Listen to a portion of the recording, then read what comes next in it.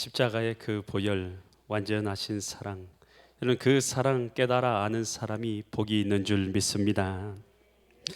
저는 우리가 신앙생활하면서 살고 있잖아요. 그런데도 불구하고 우리가 나는 하나님 앞에 긍휼을 좀 받지 못하는 것 같아. 나는 은혜를 좀 받지 못하는 것 같아. 누리지 못하며 살아가는 것 같아. 여러분, 그런 마음이 드는 사람이 있을지도 모르겠어요. 여러분, 그런데 오늘 이 말씀을 통해서 하나님께서 어떤 사람에게 은혜를 더 주기 원하시는가, 또 그 하나님의 마음을 우리가 알고, 또 하나님께서 주시는 그 긍휼과 풍성한 사랑, 은혜, 그 안에서 누릴 수 있는 믿음의 사람 될 수 있기를 간절히 축원드립니다. 오늘 우리가 읽은 이 본문의 말씀은 예수님께서 이 디베랴 호수 바다라고도 불려집니다. 워낙 호수가 커서요, 이 디베랴 바다에서 오병이어의 기적, 5천 명을 먹인 그 내용이 말씀이 기록되어 있는 것이 바로 이 말씀입니다.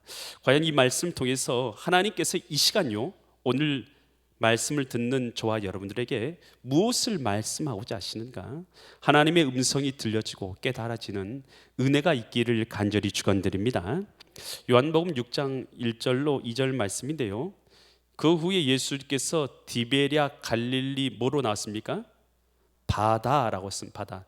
이 사람들이 이게 갈릴리 호수가요, 너무 크다 보니까 이것을 뭐라고 불렀냐면 바다라고 불렀어요.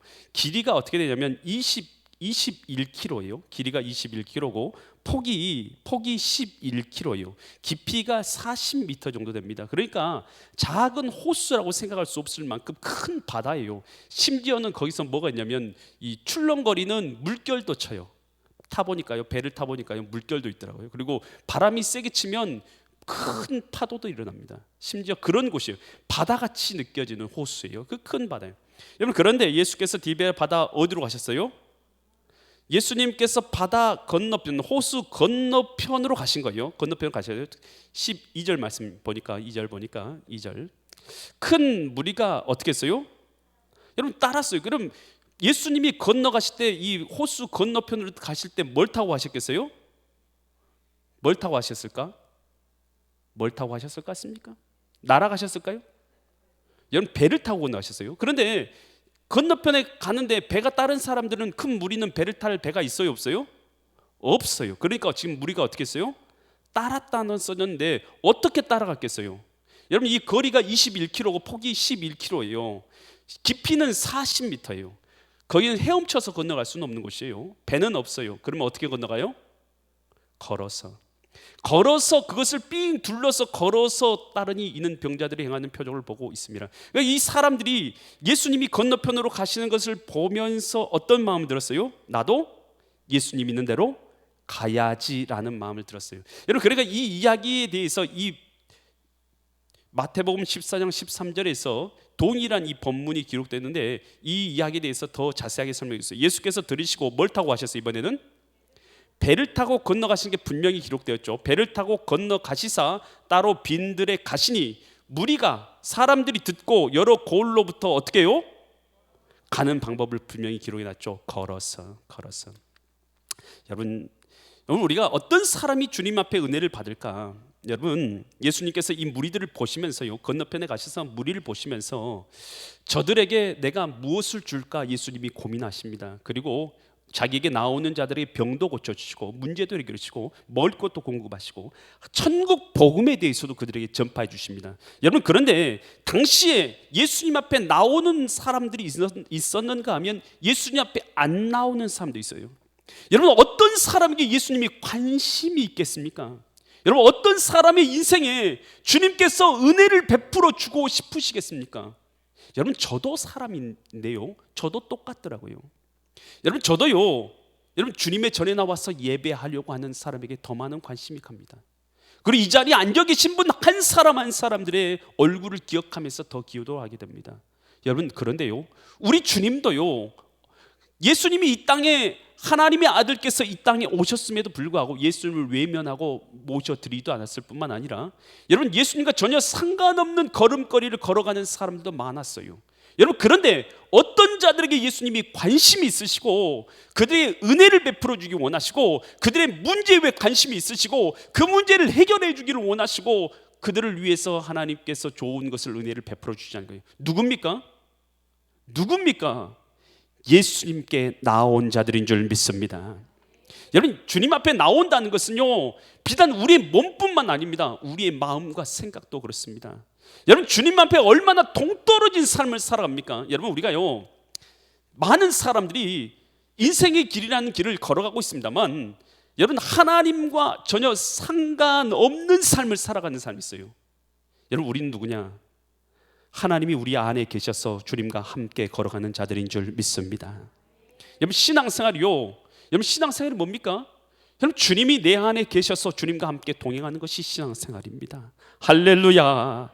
여러분, 이 사람, 주님과 함께 걸어가고 주님께 나아가는 사람, 어떤 사람이 은혜를 얻느냐? 이 시간도요, 여러분, 주님 앞에 나오는 자들이 은혜를 얻게 되는 줄 믿습니다. 여러분, 성경에서는 마태복음 5장 3절에서 이러한 마음에 대해서 이처럼 말해주고 있습니다. 심령이 뭐한 자요? 가난한 자는 복이 있나니 천국이 그들의 것입니다. 여러분, 심령이 가난한 게 뭡니까? 심령이, 여러분, 가난한 자가 복이 있다는데, 심령이 가난한 자가 복이 있다는데, 심령이 가난하다는 뜻이 무엇입니까? 심령이 가난, 마음이 가난하다는 뜻이 무엇입니까? 너 도대체 무슨 뜻인지 알아야지. 복이 받았다는데, 심령이 가난한 사람이 복이 있다는데, 심령이 가난하다는 뜻이 무슨 뜻입니까? 심령이 가난하다는 뜻은요, 은혜를 갈망한다는 뜻입니다. 여러분, 주님 앞에 나온다는 뜻이에요. 아, 나 주님 아니면 안 됩니다. 나 주님 없이는 살 수가 없습니다. 여러분, 사람이요, 여러분, 우리가 인생이요, 참 살다 보니까 비슷해요. 다 비슷한데, 여러분, 주님께서 여러분, 큰 물질을 갖고 있는 사람이나 명예를 갖고 있는 사람이 주님 앞에 나오기를 힘들다 하셨어요. 왠 줄 아세요? 가만히 곰곰하게 생각하니까 딱 맞아요. 왜냐하면 주님 없어도 살만 하거든요. 내 인생이라는 내 둘레 가운데서 내 인생 살아가는데, 하나님 없어도, 주님 없어도 나는 먹고 살고 입고 생활하는데 큰 불편 없고, 나는 하나님 없어도 그냥 살만 하거든요. 그래서 주님이 내 인생 가운데 굳이 간섭하지 않더라도 잘 살만 해요. 여러분, 그런데요, 어떤 사람이요, 많이 주님을 잘 만나게 되는 거 보면요, 인생에요, 큰 어려움을 당한 사람들일수록 여러분, 주님을 잘 찾게 되더라고요. 그리고 주님을 꼭 그 사람들을 만나게 되더라고요. 여러분, 우리가요, 이 세상 살아가면서 여러분 생각할 때에 큰 무리 없이 돈 잘 벌고 먹을 것 잘 먹고 그렇게 사는 것만이 복이라고 생각하시면 여러분요, 좀 잘못 생각하고 계신 거예요. 여러분, 이 땅에요, 저와 여러분들이 그냥 사는 이 시간, 이 순간만 있다고 생각하면 우리가 그렇게 살아도 될 것 같아요. 여러분, 그런데요, 여러분, 우리가요, 여러분 죽는 순간, 인생의 순간 딱 눈을 감고 여러분이 마지막 순간에 이르게 되었을 때에 여러분의 영혼이 어떻게 될 것 같습니까? 여러분, 그 여러분의 안속에 있는, 지금 생각하고 있는 여러분의 영혼이 그냥 소멸돼서 사라지는 거로 끝날 것 같습니까? 여러분, 성경에서 우리에게 분명히 말해주고 있고 하나님 우리에게 말씀하시죠. 여러분의 영혼은 사라지지 않습니다. 여러분의 영혼은, 우리의 영혼은 하나님 앞에 돌아가든지 아니면 하나님의 심판, 하나님 없는 삶을 살아간 심판대로 지옥에 떨어지지 할 것이에요. 여러분, 그러니 여러분, 우리가 모든 게 간단해요. 여러분, 우리가 죽는 순간을 생각하면 우리가 요즘에 고민하며 살아가는 것들은 여러분 잠깐이에요. 모든 게 단순해져요. 여러분, 복잡하잖아요. 삶이란 게 너무 복잡해요. 이것도 생각해야 돼, 저것도 생각해야죠. 저도요, 어쩔 때는요, 머리가 복잡할 때가 많더라고요. 여러분, 그런데요, 여러분, 우리가 죽는 때를 생각하면, 내가 죽음 앞에 생각하면 모든 것이요, 어떻게 습니까? 단순해요. 별거 아니에요. 별것 아니에요. 여러분, 우리가 죽음의 순간에서 우리의 영혼 하나님 앞에 복된 자들 될 수 있기를 간절히 축원드립니다. 어떤 자가 주님 앞에 은혜를 얻느냐? 여러분, 주님을 찾아야 되는 것입니다. 주님을 구해야 되는 것입니다. 주님 앞에 나와야 되는 것입니다. 여러분, 이게 심령이 가난한 자예요. 여러분, 중풍병자 한 사람이 주님 앞에 나옵니다. 근데 중풍병자가 혼자 걸어 나올 수 있어요, 없어요? 없어요.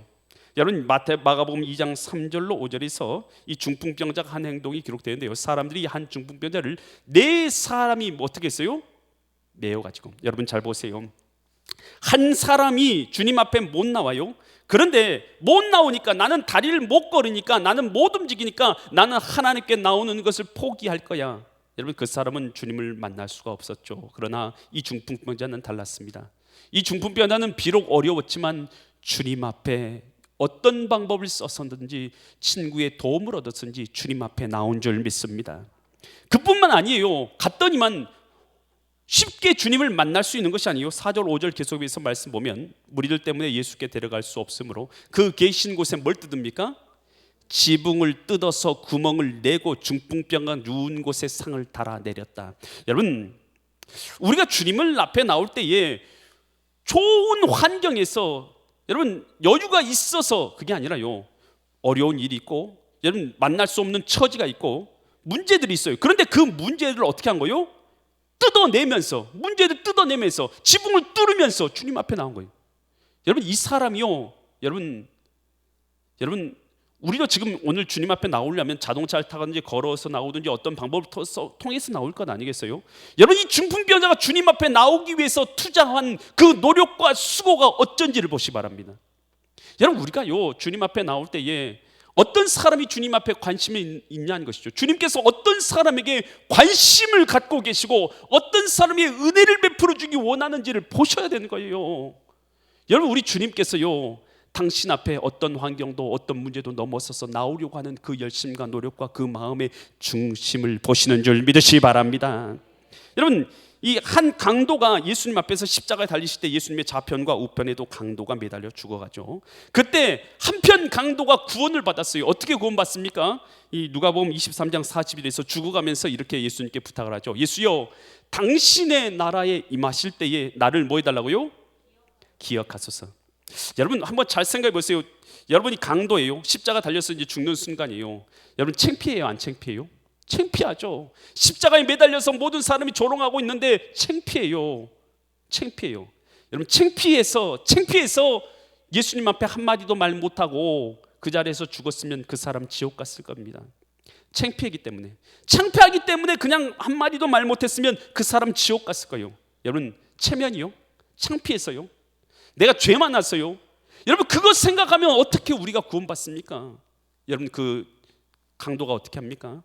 주여, 당신의 나라 임하실 때 나도 기억하여 주시라고. 여러분 창피야.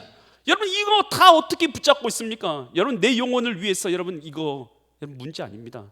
내려놓을 수 있기를 간절히 축원드립니다.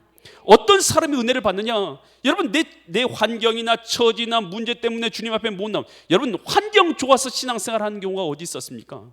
여러분 우리가 환경 좋아지면 신앙생활 잘합니까? 여러분 한번 잘 생각해 보세요. 여러분이요 로또 복권에 당첨됐어요. 여러분의 한 통장에 30억씩 들어있어요. 여러분 그러면 여러분 신앙생활 아주 열심히 잘 하실 것 같아요? 아니면 어딘가 여행하러 돌아다니고 있을 것 같아요? 여러분 한번 잘 생각해 보세요. 여러분 우리가 신앙생활이요 환경이 좋으면 신앙생활 잘할 거라고 생각하는 것은 오산입니다. 여러분 믿음은 언제 빛난 줄 아세요? 믿으면 어두우면 어두울수록 믿음은 빛난 줄 믿습니다. 환경이 어두우면 어두울수록 오늘 우리의 믿음은 하나님 앞에 더욱 분명하게 드러나게 될 줄 믿습니다. 여러분 어둡지 않으면 빛은 드러나지 않는 법입니다. 여러분 그러나 어두우면요 당연히 빛은 드러납니다. 할렐루야. 여러분 마음 가운데 있는 주님을 향한 그 빛이 여러분 이 어둠 가운데서 드러나는 역사가 있기를 간절히 축원드립니다. 그래서 주님께서 어떤 사람이 은혜를 주시냐? 시편 107편 9절에서 이렇게 말합니다.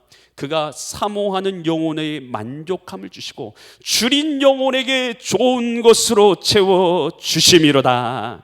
여러분 줄입니까? 주여 우리가 줄입니다. 내게 은혜를 허락하여 주시옵소서. 주님의 은혜 없이는 살아갈 수 없습니다.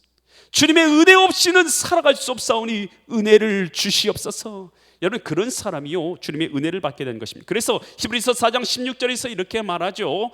그러므로 우리는 긍휼하심 불쌍히 여기심을 받고 때를 따라 돕는 은혜를 얻게 하여 늘 때에 따라서 여러분 가을철 되면 하나님께서 비를 내리고 또 추수철이 되고 음식이 자랄 때면 양식이 자랄 때면 곡식이 자랄 때면 비를 내려주신 때에 따라서 비를 내려주신 것처럼 은혜의 보좌 앞으로 나오는 자에게 때에 따라서 하나님이 은혜를 주실 줄 믿습니다. 이 시간도 마찬가지예요. 주님 앞에 나와서 때에 맞춰서 이 시간에도 하나님이 우리에게 주시기로 예비하신 하나님의 은혜가 있는 줄 믿습니다. 그 은혜는 여러분 받기를 간절히 소망하는 자들이 그 은혜를 받아 누리게 될 줄 믿습니다. 근데 예수님께서 자기에게 나오는 무리들을 향해서 예수님께서 이들에게 먹을 걸 주어야 되겠다 이렇게 생각하시고 요한복음 6장 5절로 9절에서 이렇게 말씀하세요.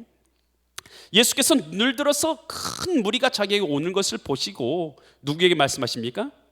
빌립, 제자 중에 한 명인 빌립에게 말씀하세요. 빌립에게 이르시되 우리가 어디서 떡을 사서 이 사람을 먹이겠느냐? 야, 떡을 어디서 구하지? 라고 빌립에게 말했어요. 그런데 예수님의 뜻과 의도가 6절에 나와 있어요. 보면 이렇게 말씀하신 것은 어디서 떡 구할까? 이렇게 말씀하신 것은 친히 어떻게 하실지를 아십니까? 모르십니까? 여러분 이미 다 알고 계셔요. 예수님 어떻게 하실지 다 알고 계셔요. 근데 빌립에게 물어본 이유가 있어요. 뭐 하려고 물어봐요? 여러분 빌립에게 물어본 이유는 하나밖에 없어요. 빌립을 시험하고자 하심이라. 여러분 이 시험을 나쁘게 생각할 필요는 없어요. 빌립에게 믿음을 키워주시기 위함이다 이렇게 생각하시면 돼요. 빌립의 믿음을 키워주시기 위해서 이렇게 빌립에게 물었던 거예요. 그랬더니 7절 빌립이 대답하되 각 사람으로 하여금 조금씩 받게 할지라도 200데나리온 떡이 부족합니다. 예수님 지금 한 5천 명 모인 것 같은데 5천 명에다가 떡 나눠주려면 이 200데나리온, 그러니까 엄청난 양의 데나리온의 떡이 있어야 될 것 같습니다. 계산은 빠른 사람, 이 사람이 계산은 빨라요. 그런데 여러분 예수님이 듣기 원하시는 것이 빌립의 계산입니까? 여러분 예수님이 듣기 원하시는 것이 빌립의 계산하는 마음이냐는 것이에요. 주님께서 원하시는 건 빌립의 계산하는 게 아니죠. 8절 9절 말씀 계속해 보면 제자 중 하나인 시몬 베드로의 형제 누구요? 안드레가 예수님의 이 말을 듣고 나서 여짜오되 뭐라고 말하냐면 9절 같이 말해요. 9절 여기 한 아이가 있어 보리떡 몇 개 있어요? 5개, 물고기 2마리를 가지고 있나이다. 그러나 그것이 이 많은 사람에게 얼마나 되겠사옵니까? 여러분 주님께서 원하시는 건 이거예요. 이 말을 듣고 안드레가 나가서 뭐 하냐? 먹을 걸 찾은 거예요. 그랬더니 한 아이가 물고기 2마리, 보리떡 5개 있는 거예요. 여러분 5천 명한테 여러분 이걸로 5천 명 나눠 먹을 수 있어요, 없어요? 여러분 택도 없지요. 어떻게 5천 명이 물고기 2마리와 보리떡 5개로 먹습니까? 전혀 상관이 없고 할 수도 없는 일 아닙니까?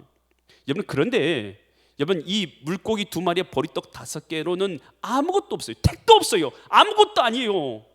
그러지만 여러분 이것이요 주님의 손에 드려진 줄 믿습니다.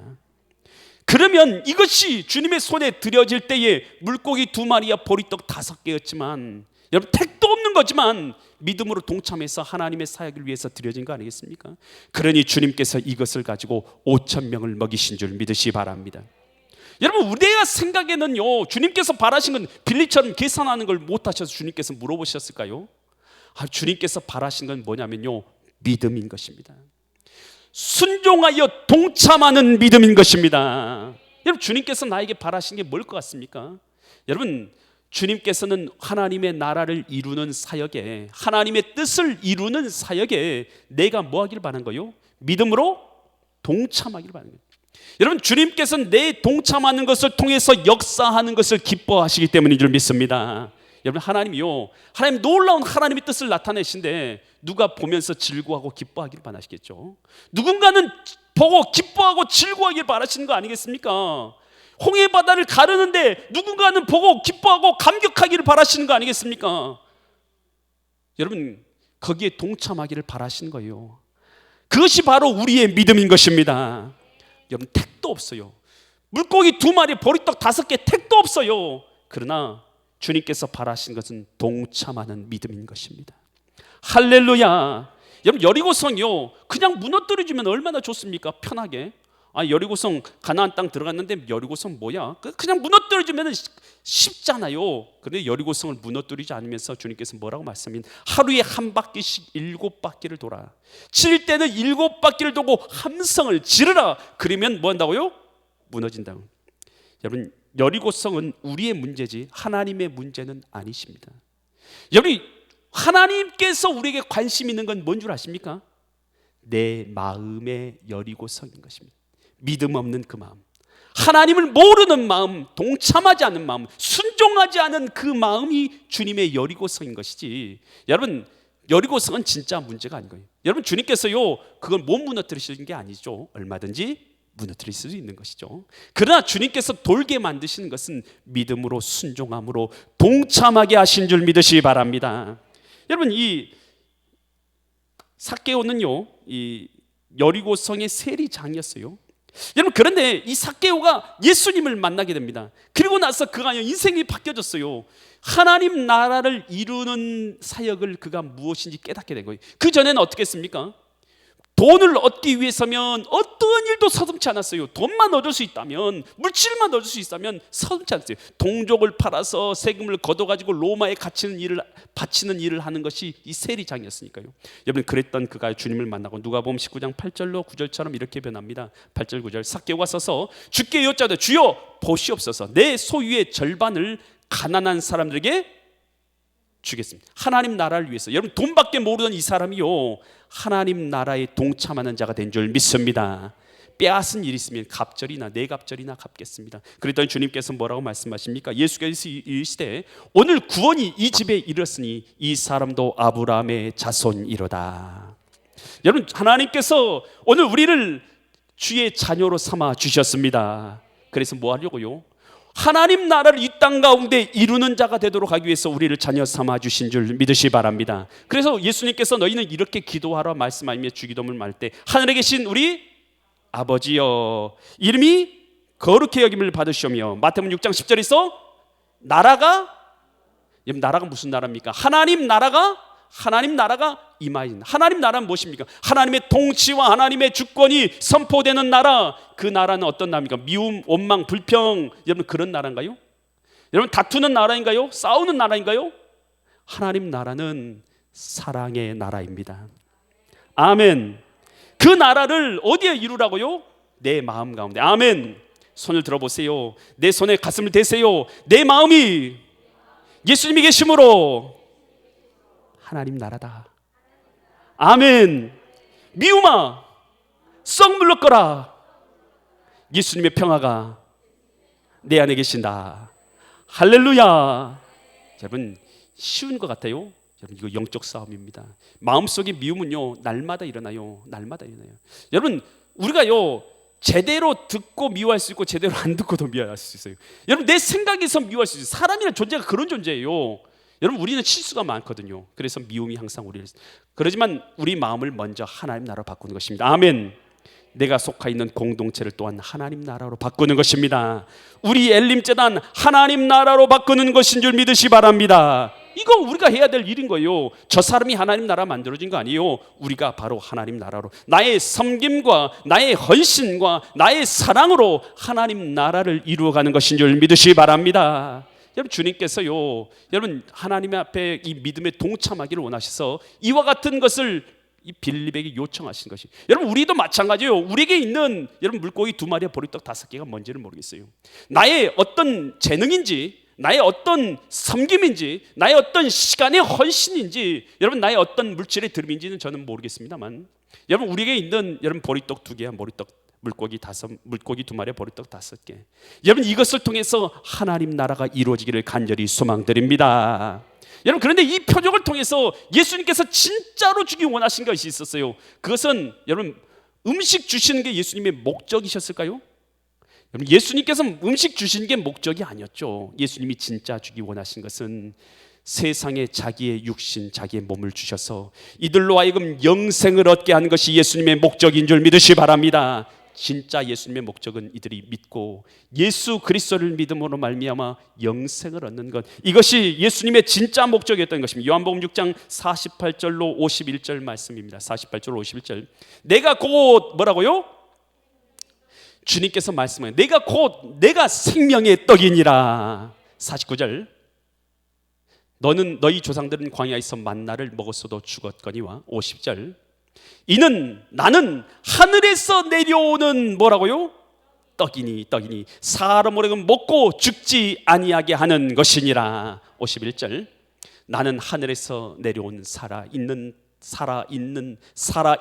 떡이니 사람이 이 떡을 먹으면 영생하리라. 내가 줄 떡은 곧 세상의 생명을 위한 내 살이니라 하시니라. 여러분, 예수님이 이 오병이를 통해서 우리에게 진짜 주기 원하셨던 것은 자기 자신을 믿음으로 먹음으로 말미암아서 예수님이 내 안에 계시고 우리가 예수님 안에 있어 예수님이 연합함으로 말미암아 영생의 생명을 누리는 것인 줄 믿으시기 바랍니다. 여러분, 예수님 안에서 오늘 우리에게 주신 이 땅 가운데서 주님의 은혜를 구하고 찾다가 하나님의 은혜를 얻는 자가 되고 주님의 하나님 나라를 이루는 사역에 함께 동참함으로 하나님 나라를 이루고 예수님이 나와 연합하여 함께하는 생명을 얻은 사람이 되어져서 영생 복락을 누리시는 믿음의 거룩한 성도님들 되시기를 예수 그리스도 이름 받들어 간절히 축원드립니다. 기도드리겠습니다. 거룩하신 주님, 전능하신 아버지 하나님, 오늘 우리로 하여금 오병이어의 통해서 주님께서 주시고자 하셨던 당신의 육체를 먹고 마심이 우리 가운데 있게 하여 주시옵소서. 우리 마음 가운데 예수님 함께 하여 주셔서 생명 있는 자로 살아가게 하여 주시고 주님과 연합하여서 하나님 나라를 이루는 자들 되게 하옵소서. 우리 가운데 생명을 주신 주님의 은혜에 감사드리며 존귀하신 예수 그리스도의 이름 받들어 간절히 기도드립니다.